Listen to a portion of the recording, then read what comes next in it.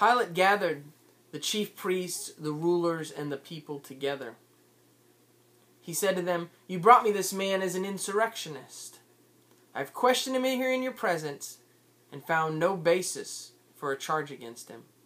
Neither is Herod, for he sent him back to us. As you can see for yourself, he does not deserve the death penalty. Therefore, I will have him punished and released." "Away with this man," they cried. "Send us Barabbas." Now Barabbas had been thrown in prison for leading an insurrection in the city and for murder. Pilate, wanting to save Jesus, appealed to the crowd again. But they cried out, "Crucify him! Crucify him!" Pilate questioned them a third time. "Why? What crime has this man committed?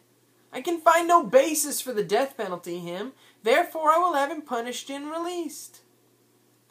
But they insistently demanded with their shouts that he be crucified, and their shouts prevailed. Pilate acquiesced to their demands. He released the man thrown in prison for insurrection and murder whom they wanted, and surrendered Jesus to their will. After they had led him away, they seized Simon of Cyrene, who was coming in from the country.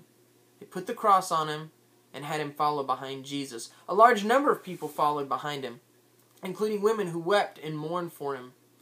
But he turned to them and said, "Daughters of Jerusalem, weep not for me, but weep for yourselves and for your children. For a time is coming when you will say, 'Blessed are the wombs that never bore, and the breasts that never nursed.'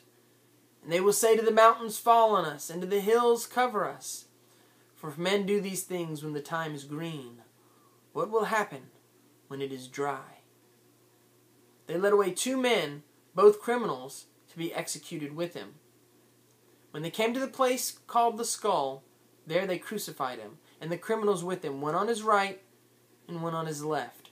Jesus said, "Father, forgive them, for they do not know what they are doing." And they divided up his clothes by casting lots. The people gathered there to watch, and some of the rulers came and sneered at him. "He saved others," they said. "Let him save himself, if he is the Christ of God, the Holy One."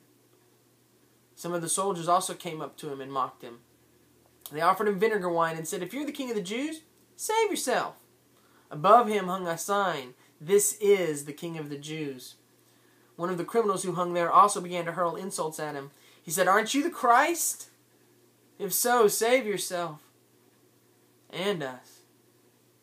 But the other criminal rebuked him, saying, "Have you no fear of God, since we are under the same punishment? Yet we are getting what our wrongdoings justly deserve, and this man has done nothing wrong."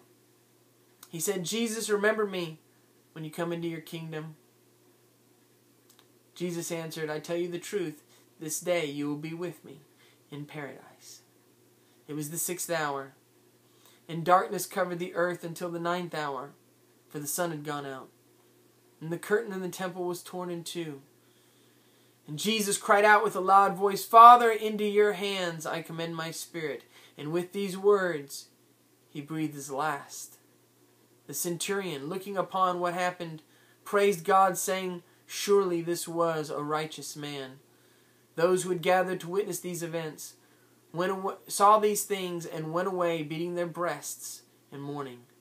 But those who knew him, including the women who had followed him from Galilee, stood at a distance, watching all these things.